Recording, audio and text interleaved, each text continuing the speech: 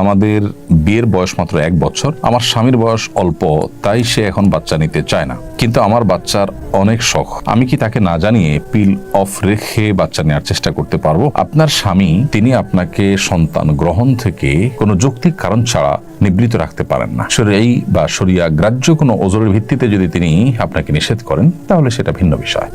এর বাইরে তিনি এখন ভয় পাচ্ছেন, অথবা সন্তান কি খাবে সেই চিন্তা করছেন, অথবা মানুষ কি বলবে সেসব ভাবছেন, এসব কারণে তিনি আপনাকে যদি সন্তান নিতে নিষেধ করেন তাহলে সেটা তার জন্য অন্যায় কাজ।